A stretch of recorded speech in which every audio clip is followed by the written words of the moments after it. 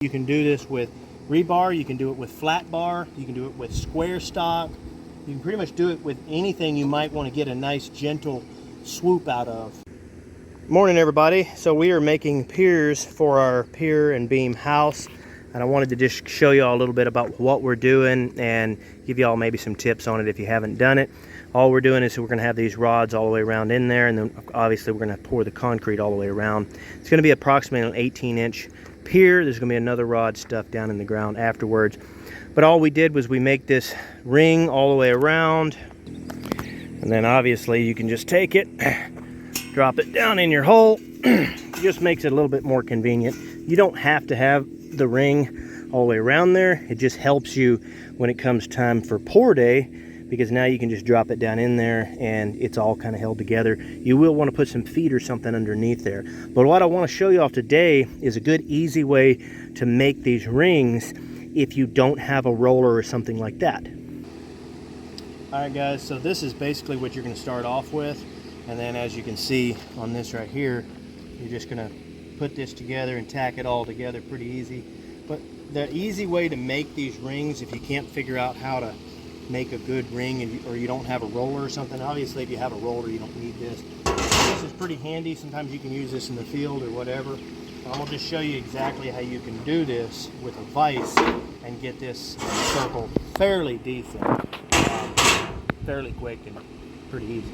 What I did here, this is 5/8 of an inch rebar, and I'm just using 3/8 of an inch rebar to go all the way around, because I don't really need, from everyone I'm talking to, I don't need any side strength on this. These rods are giving me all the strength that I need. And then of course I'll have another one drop down in the middle. This is just to hold me together. So you could also just wire this together with wires, but all I did was just barely tack them in with 60/11. You can use 60/10, 60/11, whichever one you want here, because you're not really giving this any structural strength. All you're doing is getting it to hold together until you get your concrete poured all the way around.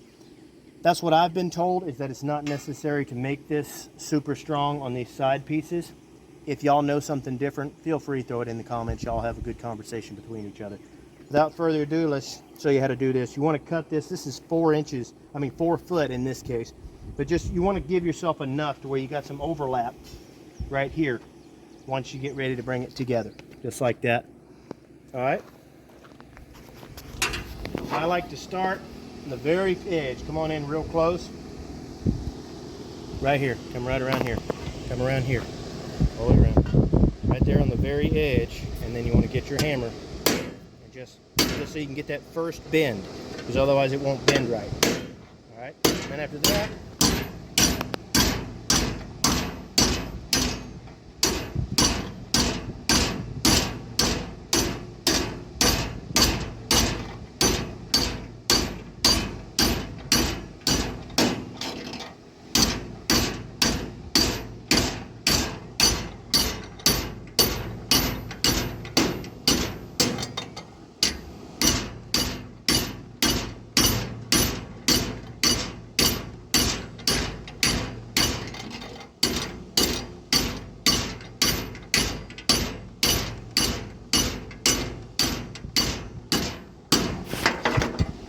and you just play with it as you're hitting it. You'll start to see kind of where to hit it.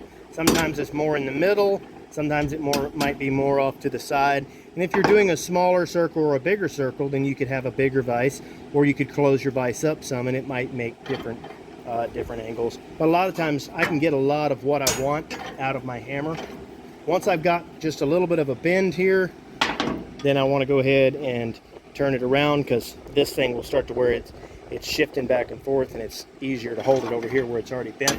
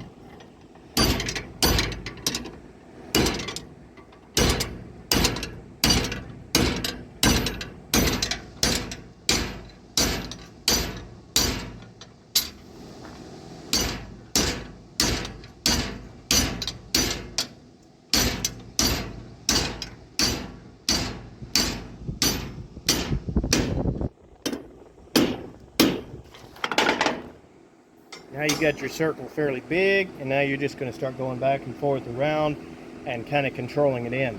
You can see here, just by eyeballing it, this side of your arc is slightly smaller and this side's a little bit bigger. So you can kind of just look at it and gauge where you want to go. I can tell I start getting tighter right in here. So I can close this up some and then start walking it back.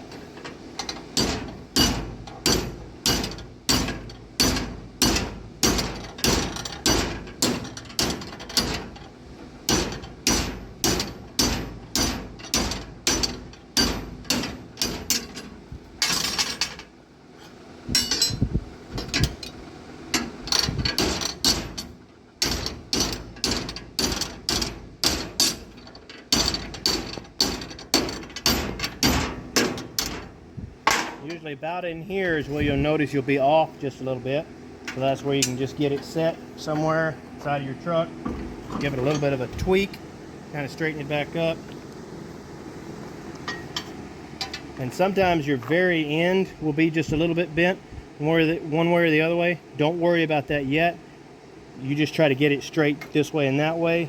And then once you get it all pretty close, then you can bend that back with a vise or whatever. Stick it in a piece of pipe, whatever works.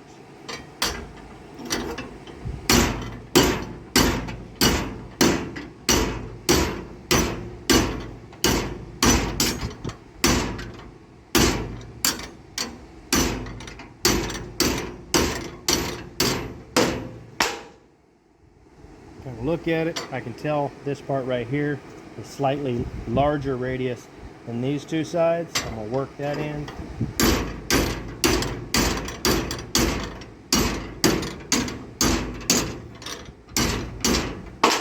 I'm starting to get there pretty close. This one, make them both about the same. So your pieces, this piece right here was cut out of another piece. So you can tell, even though I match here, I'm not quite the same here. So I want to go ahead and close them off. Personally, I would rather my ring be a little bit too small, and then I can stretch it to fit.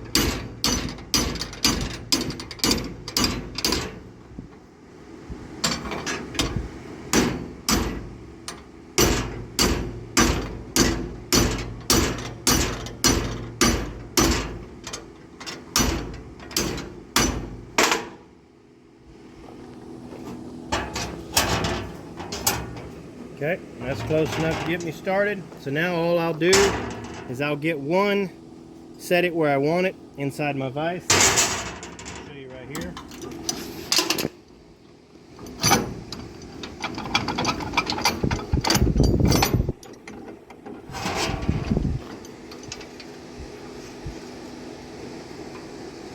You can tell there I got a little bit of a gap, but all I got to do is close this vise up. And obviously I'm going to measure my circle and make sure that it's right, but that squeezes together just fine. I'd put me a little tack there, a little tack there, whatever you think is necessary. But you can just measure this circle, make sure it's right. You may have to spread it a little bit, you may have to bring it in. And then of course after you're done, make sure that your second hoop matches exactly the same. After that, it's as simple as just putting them together just like this, and that's about all there is, guys. Just wanted to show you all that little technique. I'm sure it's something you can do. You can do this with rebar, you can do it with flat bar, you can do it with square stock. You can pretty much do it with anything you might want to get a nice gentle swoop out of. So really works pretty good. Like and subscribe for more, and don't forget to follow our house build.